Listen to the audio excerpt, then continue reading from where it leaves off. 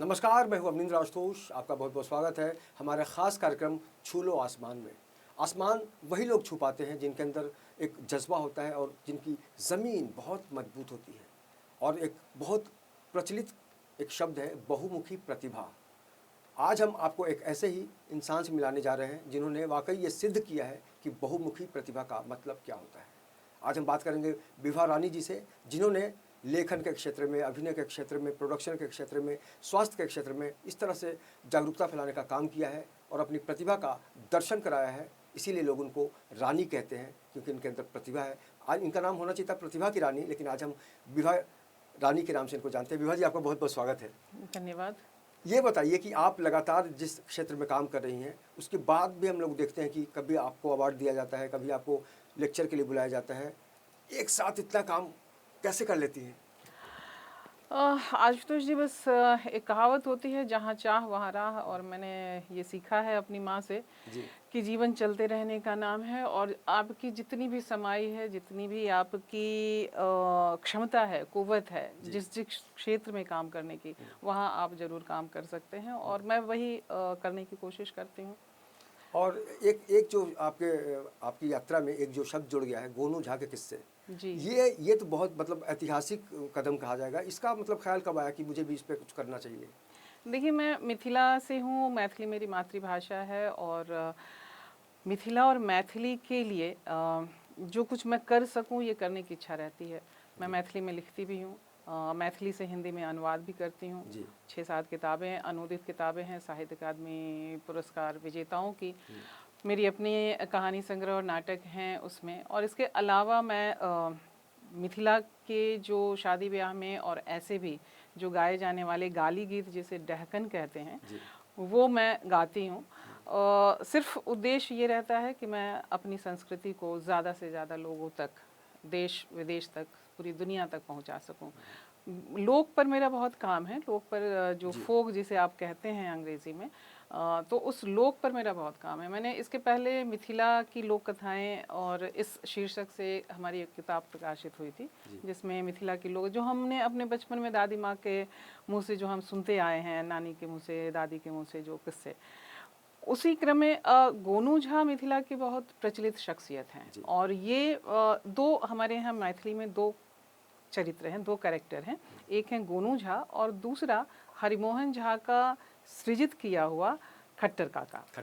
तो खट्टर काका हरिमोहन झा जी की कल्पना का एक ये है, उन्होंने एक चरित्र गढ़ा और इस माध्यम से अपने और अपने समाज की विद्रूपताओं को व्यंग के माध्यम से सामने लाने की कोशिश की। गोनू झा एक चरित्र थे, गोनू झा हो चुके हैं मिथिला में, वैसे ही जैसे आप कहते हैं कि बीरबल हो चुके हैं, तेनालीरामा हो चुके हैं, उधर आफंती हो चुके हैं, बंगाल में गोपाल भांड हो चुके हैं, उसी तरीके से मिथिला में गोनू झा हो चुके हैं। तो उनके किस्से मैं बचपन में इधर उधर सब सुनती थी, और जाहिर है कि वो सब सारे किस्से ओरल स्टेज में थे। तो मुझे लगा कि इन सारे किस्सों को एक साथ संग्रहित करना चाहिए, और वो मैंने संग्रहित किया, और जिसे पुस्तक के रूप में छापा गया। वाणी प्रकाशन ने इसको छापा, और बहुत पसंद की जाती है ये किताब, क्योंकि गोनू झा का चरित्र ही ऐसा है कि आप उसे पढ़ेंगे और आप उसे मुस्कुराते हुए पढ़ेंगे, हंसते हुए पढ़ेंगे। बीच में छोड़कर आप जा ही नहीं सकते। बीच में छोड़कर आप बिल्कुल जा ही नहीं सकते। खासियत उस कैरेक्टर में। बिल्कुल। लेकिन अगर हम कविताओं की बात करें, आज जो लोग कविता लिख रहे हैं, विभा जी, आपको लगता है कि वाकई अब लोग लोकप्रियता पाने के लिए लिखना चाह रहे हैं? देखिए, मैं इसको मानती हूँ कि ये कविताओं का अलग अलग विस्तार है।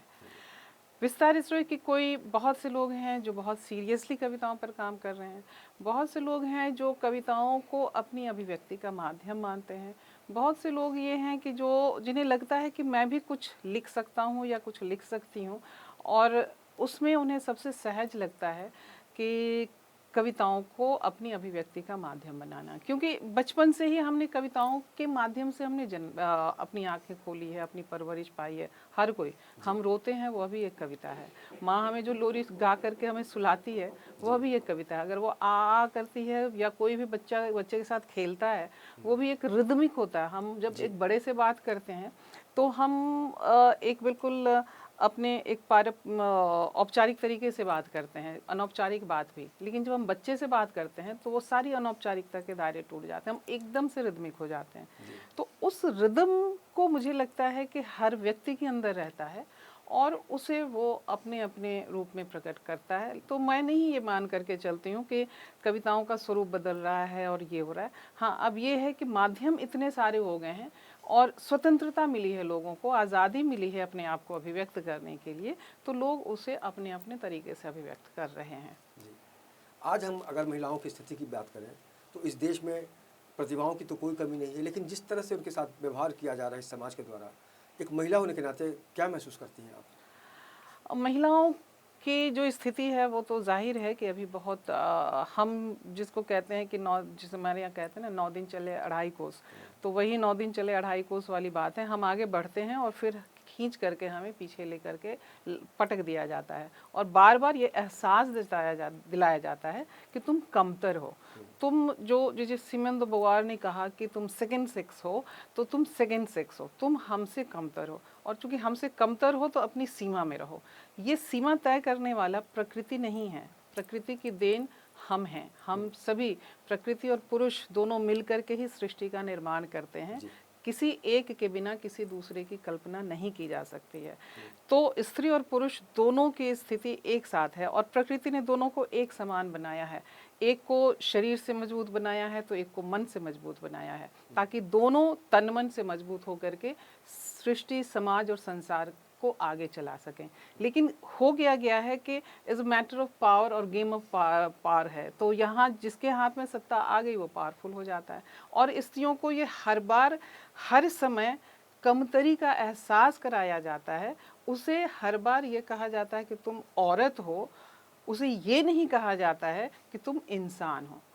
तो जब तक औरत के इंसान बनने की प्रक्रिया नहीं पूरी होगी तब तक ये ऐसे ही औरत बढ़ेगी और समाज उसको, समाज के मतलब हर माँ बाप, अभिभावक अपने घर की बेटियों को बढ़ाना चाहते हैं, पढ़ाना चाहते हैं, उसे एक दिशा देना चाहते हैं। तो वो दिशा तो वो दे रहे हैं, लेकिन एट द सेम टाइम जो है वो हो रहा है कि उसे फिर पीछे घसीट दिया जाता है। कहीं ना कहीं एक असुरक्षा की भावना है, और वो असुरक्षा की भावना मुझे लगता है 2-3 वजहों से है, जिसमें सबसे बड़ी वजह तो एक ये है कि हमने बेटियों को आगे बढ़ने की शिक्षा तो दे दी बेटियों, लेकिन एट द सेम टाइम बेटों को उसके साथ साथ चलने की ट्रेनिंग अभी तक हम नहीं दे पाए हैं। उनको नहीं बता पा रहे हैं कि तुम्हारे साथ जो तुम्हारी फीमेल कंपेनियन है वो भी तुम्हारे बराबर है, और उसकी जितनी जिम्मेदारी है घर परिवार समाज के लिए, उतनी ही जिम्मेदारी तुम्हारी भी घर परिवार समाज के लिए। श्रम का बंटवारा एक समान हो सकता है, पारिश्रमिक का बंटवारा एक समान हो सकता है, और ये जब तक सोच डेवलप नहीं होगी तब तक जो है वो कमतर किया जाएगा। और तब जो है और बचपन से ही उनके दिमाग में ये बात डाल दी जाती है कि तुमको तो ऐसे ही रहना चाहिए, तुमको पापा जैसे कहेंगे वैसे रहना है, भाई जैसे कहेगा वैसे रहना है, 7 बजे के बाद घर आ जाना है, कहीं किसी से मिलने नहीं जाना है, तुमको नाटक नहीं करना है, तुमको गीत नहीं गाना है, तुमको फिल्म नहीं करना है, तुमको टेलीविज़न नहीं करना। उनको फिल्में देखनी है, मतलब पिंजरा बना के छोड़, पिंजरा बना करके, और उसके बाद कहते हैं कि हाँ भाई तुमको तो हमने सारी आज़ादी दी है। तो यहाँ ये इस सोच का बदलना, और आजकल और अब जिस तरीके से पूरे देश में माहौल छाया हुआ है और जिस तरह से लड़कियों पर हमले हो रहे हैं, और सिर्फ केवल हमले नहीं हो रहे हैं, अब तो हमले करके उन्हें उनका रेप करके उनकी जान तक ले ली जा रही है। तो हमें नहीं समझ में आ रहा है कि हम किस समाज में जी रहे हैं और ऐसे समाज को हम क्या कहें। जिस स्त्री के बल पर आप, जिस स्त्री की कोख में आप पैदा होते हैं, जिस स्त्री का दूध पीकर आप पलते बढ़ते हैं, जिस स्त्री की छत्र छाया में आप बड़े होते हैं, उसी स्त्री के दूसरे स्वरूप के प्रति आपकी इतनी अमानवीयता, ये किस सोच के तहत आ रही है, ये इस पे बहुत गहराई से विचार करने की ज़रूरत है। बिल्कुल, और इसको समाज के हर वर्ग को सोचना पड़ेगा कि वाकई हमारी माँ, बहन, बेटी, बीवी सुरक्षित क्यों नहीं है आज। और जब भी हम महिलाओं के सम्मान की बात करते हैं तब बड़ी बड़ी तो बातें कर लेते हैं, लेकिन जब वो कार्यक्रम ख़त्म हो जाता है या फिर हमारी सोच बदल जाती है तब लगता है कि वाकई ये तो दिखावा था। ये भी कभी आपको महसूस हुआ कि वाकई जो बड़े बड़े दावे किए जाते हैं सामाजिक संस्थाओं द्वारा, NGOs द्वारा कि महिलाओं के लिए कुछ करना है, बाद में बहुत ऐसी खबरें भी आती हैं कि वही लोग सही नहीं होते हैं। ऐसे में एक औरत क्या करे? देखिए, औरत को सबसे पहले जो है, मैं सबसे पहले तो सभी औरत को, सभी लड़कियों को, सभी बच्चियों को यही कहूँगी कि किसी के भरोसे, किसी के रहमो करम पे मत रहो। जी। दिनकर ने कहा था ना कि अधिकार खोकर बैठ रहना यह महादुष्कर्म है, बिल्कुल। न्यायार्थ अपने बंधु को भी दंड दंड देना देना धर्म है। धर्म है। तो अधिकार खोकर हमने कहीं ना कहीं अपने अधिकार खो दिए हैं। फैमिली के नाम पर, कम्यून के नाम पर, सौहार्द के नाम पर, प्रेम के नाम पर। तो अब हमें अपने उस अधिकार को लेना है। तो लड़कियों में जब तक वो जिद नहीं आएगी तब तक जो है वो ऐसे ही जो है वो किसी ने डांट दिया, किसी ने कुछ कह दिया, तो वो अपने खोल में सिमट करके वो रह जाएगी या उसको रख दिया जाएगा। तो सबसे पहले तो लड़कियों को या औरतों को ये जानना हैगा कि मेरे अधिकार क्या हैं। मैं एक इंसान हूँ, तो मुझे इंसान के रूप में रहना मेरा फंडामेंटल राइट है। मेरी फंडामेंटल भी नहीं कहेंगे, मेरी नैसर्गिक ज़रूरत है। प्राकृतिक, ये प्रकृति की देन हम हैं, तो मेरी प्राकृतिक ज़रूरत है कि मैं एक इंसान के रूप में सबसे पहले अपने आप को समझूं और रहूं।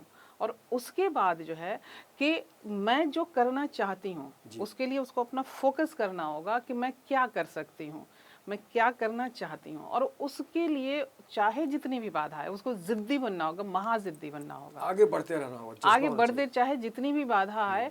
और उसको पानी की तरह रहना होगा कि अगर इधर से आप बाधा डालते हैं तो पानी उधर से निकलेगा, उधर से रोकेंगे तो पानी इधर से निकलेगा, लेकिन पानी कहीं ना कहीं से निकल के अपना रास्ता बनाएगा। लड़कियों को भी, औरतों को भी वो पानी की तरह होना होगा। अमर्त्य वीर पुत्री बनना पड़ेगा। जो कह लीजिए आप, अमर्त्य वीर पुत्री बनना पड़े या जो, वो अमर्त्य क्या, वो मर्त्य ही रहे। हम अमर्त्य की परिभाषा से हम बिल्कुल इत्तेफाक नहीं करते हैं, क्योंकि अमर्त्य आप करेंगे और आप हमें देवी बना देंगे। मुझे देवी नहीं बन, पुत्र हो दृढ़ प्रतिज्ञ सोच लो, प्रशस्त हाँ पूर्ण पंथ है। हाँ, तो वो कविता के लिए ठीक है, लेकिन अमर्त्य वीर पुत्री जब आप कहेंगे ना तो वो सीधा सीता की तरफ चला जाता है वो भाव। तो हम सीता नहीं बनना चाहते हैं, हम द्रौपदी बनना चाहते हैं। अच्छा विभा जी, आपका जो भी मतलब प्रोग्राम वगैरह होता है, जो भी आप कर रही हैं, एकल अभिनय भी कर रही हैं, लगातार लोग पसंद भी कर रहे हैं, ऐसे में आपसे ये जानना चाहेंगे कि आपने जिस बीमारी को सहा, महसूस किया और आपने उसको काट कर फेंक भी दिया, ये जो हिम्मत आई उसके पीछे क्या मतलब, किस तरह से आप बाकी महिलाओं को बताना चाहेंगे कि हिम्मत कितनी ज़रूरी है? पहले तो यही बताना चाहूँगी, पहले तो मैं ये बता दूं कि मुझे आपने बीमारी का जिक्र नहीं किया, तो जब तक बीमारी का जिक्र नहीं करेंगे तो लोगों को पता कैसे चलेगा कि क्या बीमारी हुई थी। तो मैं बीमारी को सुनते ही लोगों को लगता है कि बस खत्म हो गया सब कुछ, लेकिन आपने साबित किया कि कैंसर जैसी बीमारी को भी अपन मुंह तोड़ जवाब दे सकते हैं।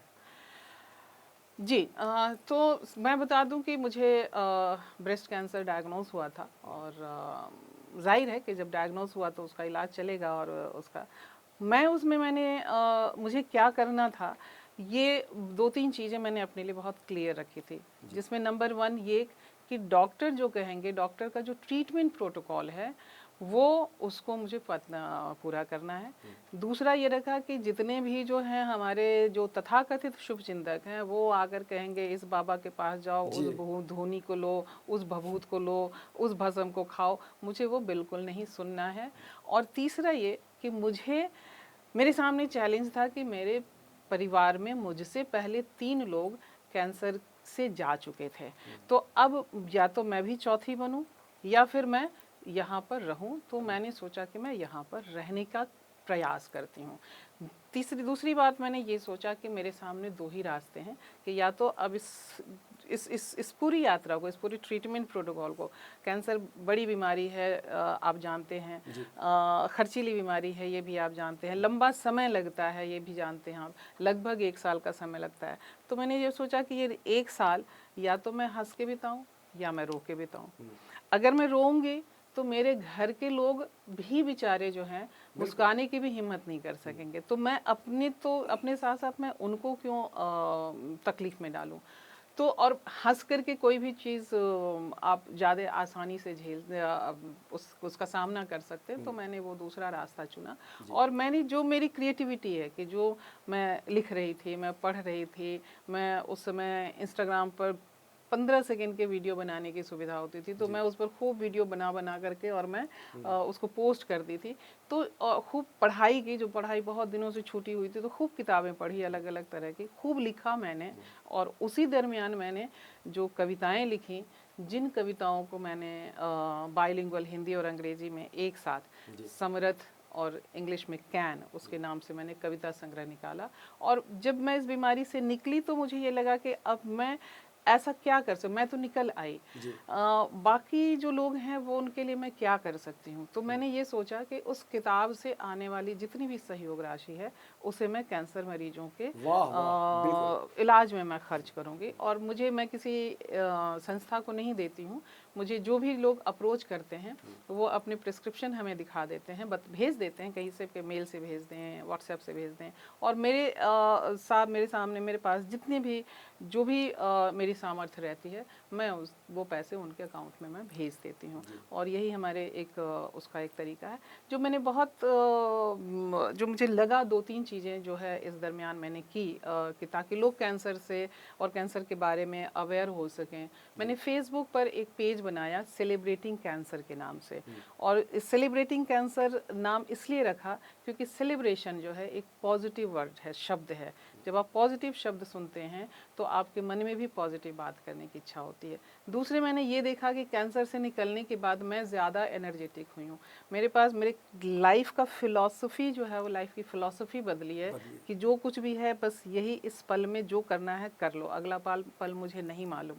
तो हर काम में अब ज़्यादा फोकस के साथ, ज़्यादा इंटेंसिटी के साथ और ज़्यादा कॉन्फिडेंस के साथ करती हूँ। मतलब इस बीमारी ने आपको मजबूती दे दी? मजबूती दी है। तीसरी चीज़ जो मैंने एक की है, जो मैं सभी से अपील करती हूँ, और आप इस फोरम के थ्रू भी जो है, इस चैनल के माध्यम से भी मैं अपील करना चाहूँगी कि मैंने 3 शब्द बदले हैं। जो हम कैंसर पेशेंट कहते हैं, उस कैंसर पेशेंट को हमने कैंसर फाइटर का नाम दिया है, और जो हमसे बिछड़ गए हैं उनको हमने कैंसर वॉरियर का नाम दिया है, वो कैंसर योद्धा हैं। और हम जैसे लोग, जो करोड़ों लोग इस दुनिया में हैं कैंसर से निकलने के बाद, उन्हें हम कैंसर सर्वाइवर नहीं कहते हैं, कैंसर अचीवर कहते हैं। तो कैंसर पेशेंट को मरीज कहने पे बड़ा बेचारगी जैसा भाव आता है। जब फाइटर कहते हैं तो अपने अंदर भी एक फाइट करने की ताकत आती है। जो योद्धा है, जो वॉरियर हैं, जो बिल्कुल वो जवान, सेना के जवान की तरह हैं कि जो बॉर्डर पर शहीद होने से पहले भी 10 का खात्मा करते हुए फिर जाते हैं। तो कैंसर के वॉरियर भी उतने ही जज्बे के साथ कैंसर के साथ फाइट करते हैं। और हम जैसे लोग, केवल मैं ही नहीं, आप देखेंगे कि जितने भी आप कैंसर अचीवर से मिलेंगे वो सब जिंदगी की नई ऊर्जा से लबरेज आपको मिलेंगे। तो आपसे भी मैं गुजारिश करूंगी, इस चैनल के माध्यम से सबसे गुजारिश करूंगी कि इनका उपयोग करें, कैंसर फाइटर, कैंसर वॉरियर और कैंसर अचीवर। तो फाइटर बनना आपको भी है, हमें भी बनना है। फिलहाल वक्त है छोटे से ब्रेक का। ब्रेक के बाद हम जानेंगे कि रंग कर्म की दुनिया में विभा रानी जी ने किस तरह से हंगामा मचा दिया है, क्योंकि लोग बार बार बुलाते हैं और हिंदुस्तान के अलावा विदेश में भी इन्होंने बता दिया है कि मैं कौन हूँ। देखते रहिए हमारा एक खास कार्यक्रम।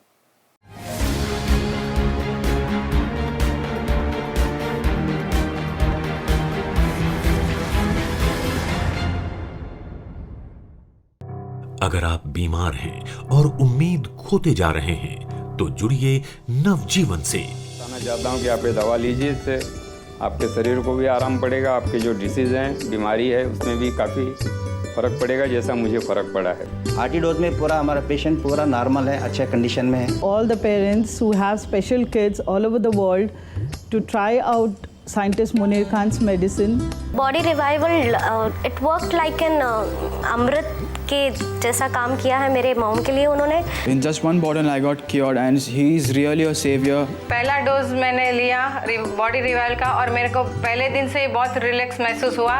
खान साहब की वजह से आज मेरा बच्चा ठीक हो रहा है और मैं साइंटिस्ट मुनीर खान का बहुत बहुत धन्यवाद करना चाहती हूँ। I've tried the medicine for 3 days and the proof is in the pudding, it's working.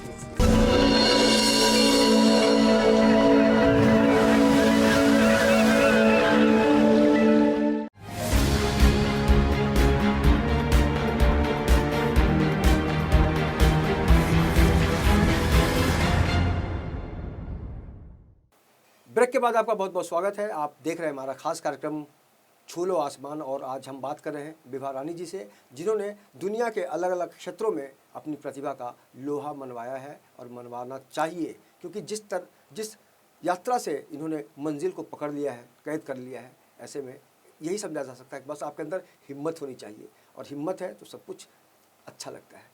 ये बताइए कि आप थिएटर की दुनिया में आपने एक जो प्रयोग किया एकल अभिनय वाला, जी। उसको जिस तरह से लगातार लोग पसंद कर रहे हैं, इसकी कल्पना की थी आपने कभी? मैंने कल्पना तो नहीं की थी, लेकिन ये था कि अपनी मेहनत पर मुझे भरोसा था, और मेरे साथ ज़िंदगी में बहुत से अलग अलग स्थितियां आई, और वो सब मेरी अपनी ही स्थितियां थी, मेरी जिम्मेदारियां थी। तो मुझे ये तय करना था। मैंने थिएटर 20 साल तक एक्टिव थिएटर ऑन स्टेज मैंने नहीं किया अपनी दूसरी जिम्मेदारियों के कारण। उसके बाद जब मैं आई तो मुझे लगा कि मैं ऐसा क्या काम करूं कि जिसमें मैं थिएटर को अपना कुछ कंट्रीब्यूशन दे सकूं, अपना योगदान दे सकूं। और देखते हुए फिर मैंने देखा कि हिंदी रंगमंच में एकल अभिनय की स्थिति जो है वो बहुत वैक्यूम सी है। ऐसा नहीं है कि एकल अभिनय हो नहीं रहे थे या हुए नहीं हैं या अतीत में नहीं हुए हैं, बल्कि हम ये कहेंगे कि जो बहरूपिया जो है वो भी एक जो हम लोग अपने गांव घर में पहले बचपन में देखते थे, वो भी एकल अभिनय का ही एक स्वरूप है। लेकिन जो एक प्रोफेशनल तरीके से जो एकल नाटक की बात थी, वो लोगों के जो हिंदी रंगमंच में या मैथिली रंगमंच में भी ये बात सामने नहीं आ पा रही थी, क्योंकि सभी को लगता था कि नाटक जो है वो समूह का काम है, और मुझे लगा कि नाटक समूह का काम तो है ही, क्योंकि एकल अभिनय में भी आपका पूरा समूह है। कोई स्क्रिप्ट लिखता है, कोई डायरेक्शन करता है, कोई लाइट करता है, कोई म्यूजिक करता है, कोई अपने प्रोडक्शन, तमाम काम होते हैं। सिर्फ स्टेज पर एक अकेला अभिनेता रहता है, लेकिन उसकी सबसे बड़ी चुनौती है कि अपने सामने बैठे हुए तमाम दर्शकों को वो बांध करके रखे। उसमें इतनी सी भी गलती की गुंजाइश नहीं हो सकती है, इतने से भी इम्परफेक्शन की गुंजाइश नहीं हो सकती है, जो ग्रुप थिएटर में इसकी संभावना रहती है। हमने भी ग्रुप थिएटर में किया है कि हम अपने डायलॉग भूल गए तो किसी दूसरे से फुसफुसा के पूछ लिया, अरे मेरा डायलॉग क्या है, लेकिन एकल अभिनय में आप ये सब कुछ नहीं कर सकते हैं।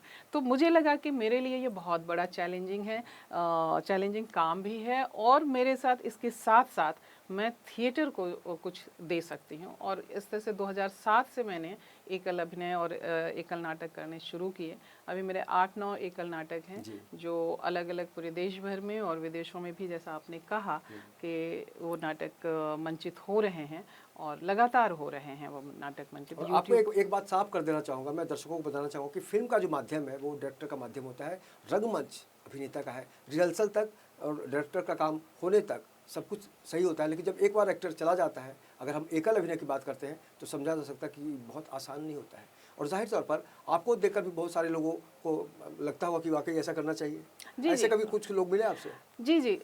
उसके बाद मुझे इस बात को कहने में बड़ा सुकून होता है कि लगातार मेरे प्रयास है। मैंने ऐसी जगहों पर नाटक किए जहाँ लोगों को ये पता ही नहीं था कि एकल अभिनय क्या होता है, और उन्हें इस बात का कुछ एहसास ही नहीं हो रहा था कि मैं कैसे एक पूरी कहानी जो है उस एकल अभिनय के माध्यम से मैं कहूँगी।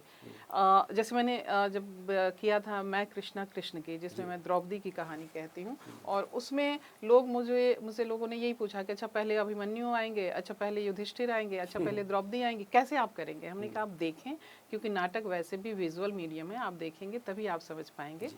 तो एक तो ये चीज़ जो है कि वो हुआ। दूसरा जो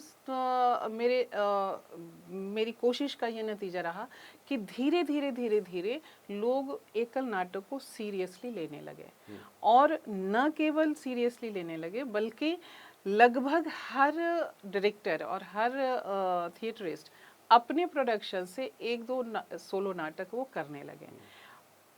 उसके साथ साथ सरकारी और गैर सरकारी संस्थाओं और ग्रुप्स ने भी सोलो थिएटर को जगह देनी शुरू की, और वहाँ भी सोलो थिएटर का मंचन वहाँ होने लगा।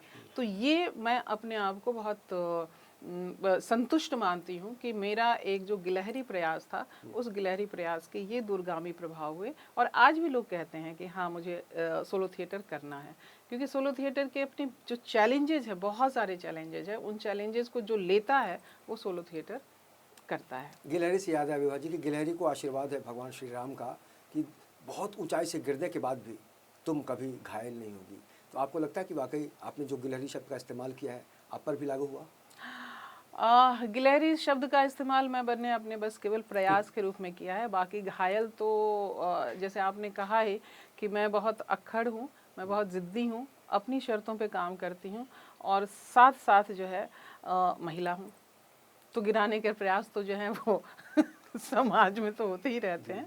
लेकिन ये है कि जो आप कह रहे हैं कि अगर राम का आशीर्वाद है कि जो 3 धारियाँ हैं, वो 3 धारियाँ जो हैं वो हमारा मन, वचन और कर्म जो है वो 3 धारियों के साथ हम जिंदा हैं और निरंतर जो है अपने लेखन के माध्यम से, थिएटर के माध्यम से, उसी थिएटर और अपने फिल्म और फोक के माध्यम से यहाँ अपना काम कर रहे हैं, अपनी चीज़ें दे रहे हैं। और मिथिलांचल की बात हो और खान पान की चर्चा ना हो तो अच्छा नहीं लगेगा। मिथिलांचल में बहुत ज़्यादा एक अलग तरीका है खिलाने पिलाने का। आप ये बताइए कि कभी मुंबई में जो माहौल है, आपको कभी लगा कि वाकई यहाँ मज़ा आ गया खा के या जाके? जो मिथिलांचल के कुछ लोग हैं यहाँ पर। हाँ, देखिए मैं मिथिलांचल मैंने आपसे कहा कि मैं मिथिला और मिथिलांचल और मैथिली के प्रयास के को लोगों तक पहुंचाने के सतत प्रयास में हूँ। और मैं आपको जानकारी देना चाहूँगी और आपके माध्यम से लोगों को कि मैं जो गाली गीत गाती हूँ उसका टाइटल है नमक और उसका पूरा है नमक, स्वाद, गाने और खाने का।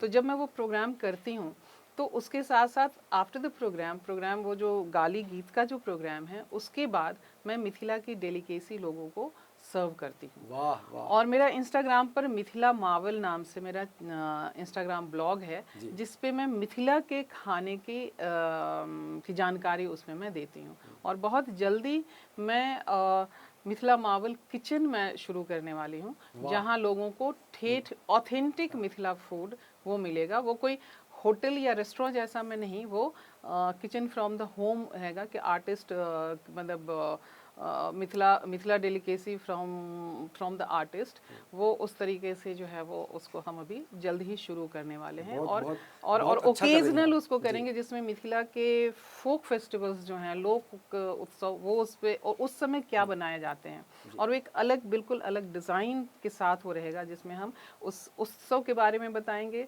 मिथिला की डेलिकेसी के बारे में बताएंगे और फिर मिथिला के खान पान को वो बताएंगे। लेकिन जो नमक कार्यक्रम है वो हमारा जहाँ भी संभव होता है वहाँ हम प्रोग्राम करते हैं, गाली गीतों का प्रोग्राम करते हैं और उसके साथ साथ खाने का भी प्रोग्राम रखते हैं। इस देश की संस्कृति है अतिथि देवो भव, यानी जो मेहमान आता है उसका स्थान भगवान से कम नहीं होता है।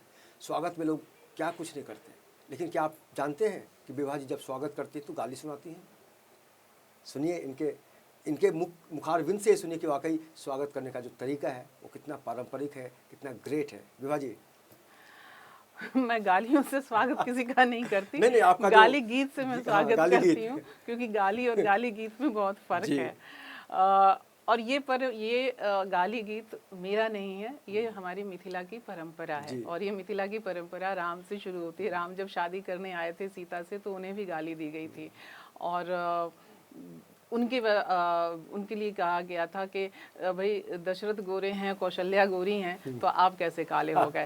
यहाँ से चीज़ें शुरू होती हैं। तो मैं आपको जो स्वागत के लिए आपने अवनिंद्र जी कहा है, तो जब मैं अपना प्रोग्राम करती हूँ तो इस गीत से लोगों का स्वागत करती हूँ। बहुत बहुत स्वागत है आपका, आप ज़रूर सुनाइए। सुनाओ मेरी सखियाँ स्वागत में गाली सुनाओ, सुनाओ मेरी सखियाँ स्वागत में गाली सुनाओ, बजाओ मेरी सखियाँ ढोलक मजीरा बजाओ, बजाओ मेरी सखियाँ ढोलक मजीरा बजाओ। अवनिंद्र जी सुनिएगा। ये मेरे अवनिंद्र को कुर्ता नहीं है, ये मेरे अवनिंद्र को कुर्ता नहीं है, कल्पना का ब्लाउज पहनाओ, पहनाओ मेरी सखियाँ स्वागत में गाली सुनाओ, सुनाओ मेरी सखियाँ ढोलक मजीरा बजाओ। तो ये ऐसे मीठे गाली गीत हैं जिसको जैसे आपको हंसी आ गई वैसे ही ही पूरे हमारे जो श्रोता होते हैं वो इस गाली गीत की मीठी टीस में सब डूबते उतराते और हमारे 2 घंटे का कार्यक्रम देखते हैं। और मुझे बहुत अच्छा लगता है उनको गाली गीत सुनाना, और उन्हें भी उतना ही अच्छा लगता है गाली गीत सुनना और उसके बाद मिथिला की डेलिकेसी का टेस्ट करना। तो बहुत बहुत शुक्रिया कि आपने समय निकाला। और चलते चलते आखिरी सवाल आपसे जानना चाहें कि आने वाले दिनों में किस तरह की गतिविधियां होंगी आपकी? आने वाले, अभी मैं फिल्मों में काम कर रही हूँ और आपको शायद मालूम हो कि अभी लाल कप्तान फिल्म आई थी सैफ अली खान की, उसमें मैंने एक किरदार किया था लाल परी का, और बहुत ही मशहूर हुआ था और बहुत लोगों ने उस काम को पसंद किया था। और इसके बाद मैं लगातार फिल्मों में अभिनय कर रही हूँ। अभी मैंने दिलीप देव की फिल्म की है अनवांटेड, एक मराठी फिल्म की है मिलिंद उके की मॉनसून फुटबॉल, अभी यशराज की फिल्म की है, और इस तरीके से फिल्में मैं लगातार कर रही हूँ। और फिल्म और सीरियल और नाटक और लिखना, क्योंकि लिखना मेरी प्राण शक्ति है, तो अभी लिखने का काम, अभी कहानियाँ लिख रही हूँ और कहानियों के प्रकाशन की योजना बना रही हूँ। 22 किताबें तो हैं, लेकिन अभी और 5-6 अभी कहानी संग्रह तैयार हो रहे हैं, मैथिली और हिंदी दोनों में, और इसके बाद उपन्यास लिखने की योजना है। तो वाकई प्रतिभा से लबालब इस गंगा को मैं तो सलाम ही करूँगा, क्योंकि विभा जी ने ये साबित कर दिया है कि आपके अंदर इच्छा होनी चाहिए, तो बस एक आगे बढ़ने की जो प्रेरणा होती है वो सबको मिलती है। और जिस तरह से विभा जी ने लगातार काम किया है और कर रही हैं, ऐसे में इनको देखते हुए आरसी प्रसाद सिंह की वो कुछ पंक्तियाँ याद आ रही हैं कि ये जीवन क्या है, निर्झर है, मस्ती ही इसका पानी है, सुख दुख के दोनों तीरों से चल रहा राह मनमानी है। तो वाकई इस कार्यक्रम में आप आई, बहुत बहुत अच्छा लगा मुझे, और बहुत बहुत शुभकामनाएं आपको कि लगातार समाज को आप दिशा देती रहें और मिथिला का जो नाम है पूरी दुनिया में आप खुशबू फैलाती रहें। बहुत बहुत शुक्रिया। बहुत बहुत धन्यवाद और प्रणाम, और हमेशा आपने हमारे साथ बने रहें जी, और आप सब लोग भी हमारे साथ बने रहें। बहुत बहुत प्रणाम। तो इस खास पेशकश में इतना ही। बाकी की खबरों के लिए आप देखते रहिए IN24 न्यूज़ और मुझे दीजिए इजाज़त। नमस्कार।